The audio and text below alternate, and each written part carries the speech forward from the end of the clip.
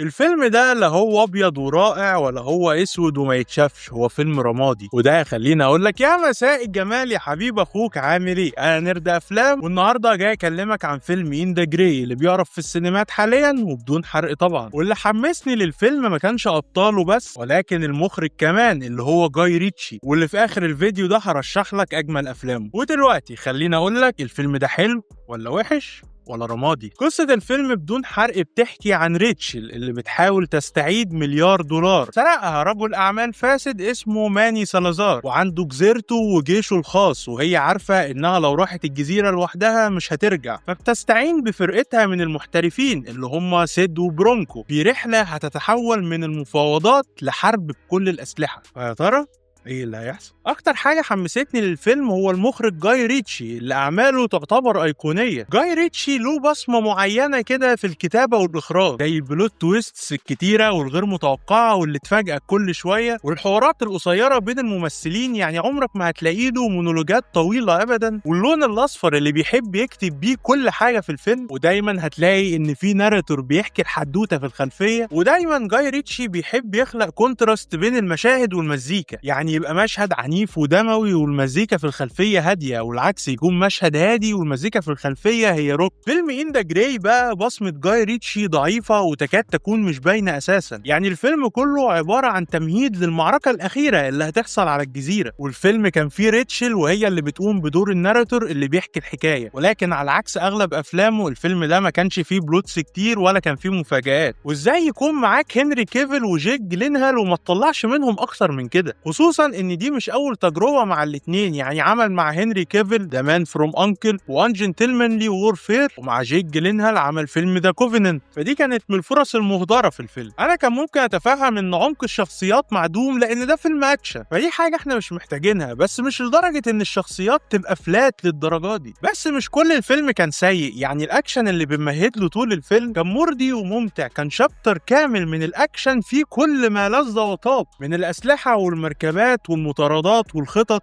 هو فعلا كانت حاجه ممتعه، بس كان فيه عيب صغير قد كده اهو. عارف لما تبقى بتلعب لعبه اكشن ومخلي المستوى على ايزي؟ لوهله حسيت بكده في المشاهد دي، اللي هو طب فين الكومبلكسيتيز؟ فين العقبات؟ فين المشاكل اللي المفروض تواجه ابطالنا؟ مش معقول يعني السلكان ده كله. كمان الحوارات القصيره اللي كانت بين هنري كيفل وجيك جلينهال كانت حلوه واتكتبت بذكاء. الفيلم اتصور في اسبانيا وجزر الكناري والسعوديه، وده خلق تنوع بصري كبير لان السينماتوجرافي والالوان في الفيلم كانت حقيقي مبهره، واماكن التصوير دي خدمت الاكشن والقصه بشكل كبير، والاهم ان الفيلم كله منور، الفيلم كله بيحصل الصبح. اكتر شيء عجبني بعد الاكشن كان الكيمياء اللي بين هنري كيفل وجيك جلينهال، واللي وصفها المخرج جاي ريتشي انها كانت كيمياء بره التصوير قبل جوه التصوير، وده اللي سهل عليه التواصل معاهم حسب تصريحه، وفي الحقيقه ده كان واضح جدا قدام الكاميرا ان الكيمياء بينهم عاليه. وكمان ايزا جونزاليس اللي عامله دور ريتشل واللي بتحكي الحكايه واللي الفيلم كله قايم عليها كان دورها كويس وشارب، وغير كده كمان هي اموره شويتين 3 4، ودي ما كانتش اول مره تشتغل فيها مع جاي ريتشي. قبل ما اقيم الفيلم بقى عايز اقول لك ان جاي ريتشي هو كاتب الفيلم كمان، واعتقد وهو بيكتب كان مطبق على لعبه جي تي اي اونلاين، لان كان في ميشن كده اسمها كايو بيريكو، كنت بتسرق حاجه من الجزيره بتاعت زعيم عصابه جنوب امريكي، بعدها الجيش الصغير بتاعه بيطاردك بالاسلحه والطيارات والعربيات وكل حاجه، وانت كلاعب بتختار طريقه هروبك من الجزيره. حرفيا بقى دي القصه بتاعت الفيلم. عشان كده وانا بتفرج كنت بتساءل